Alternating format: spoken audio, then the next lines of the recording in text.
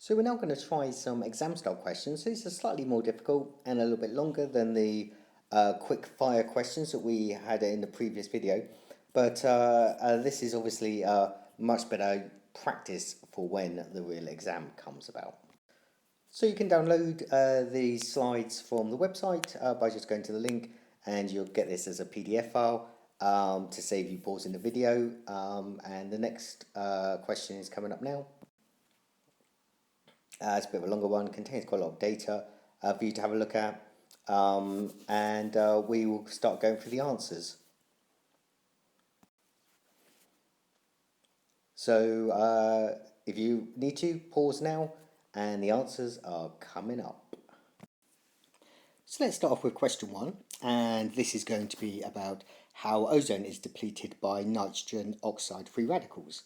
So the first thing we need to do is complete the equations. So they're giving us NO and O3. And you'll remember, of course, that step 1, that NO and O3 are going to react together. NO becomes NO2 as a free radical, and I produce oxygen gas. Then that NO2 free radical reacts with a oxygen atom to give me NO and another molecule of oxygen gas. And overall, that corresponds to ozone reacting with an oxygen atom to produce 2 molecules of oxygen gas. So we need to write an equation now for the preparation of product A, which is an alcohol from our halogenoalkane. So in order to do that, we start with our halogenoalkane. We react it with sodium hydroxide to produce our alcohol plus sodium chloride. Our product there is butan 1-ol. Don't forget to tell me where your OH is. The mechanism is called nucleophilic substitution, and the rate of hydrolysis as we change from chlorine to bromine is the rate would increase because bromine is a larger atom, therefore the carbon-bromine bond is weaker and longer and so broken more easily. The next part, you may not have seen methoxybutane before. It's a ether, and we can make them from the reaction of halogenoalkanes and methoxide, so alkoxides to give them their general name. So they've given us the first part of the mechanism, which we can have a look at now. It will react as we'd expect it to. So we've got a methoxide ion there down the bottom. That is going to have the lone pair on the oxygen and a negative charge. That will attack the delta plus carbon, and the carbon-chlorine bond would break as we'd expect it to from the nucleophilic substitution reactions that we know. So question 3 is a little bit of an epic question, but it shouldn't be too difficult. So they've told us how an halogenoalkane reacts with ammonia, and they want us to replace the bromo with iodine. So it's quite straightforward. You're just going to replace where it says bromine with iodine to give us the same product, but now with ammonium iodide. We've then got the mechanism for that shown below. Complete the mechanism. So if we complete the mechanism, we have got the ammonia molecule attacking the delta plus carbon, and the carbon-bromine bond breaking, as we know happens in nucleophilic substitution. That gives us the product and, of course, our bromide ion.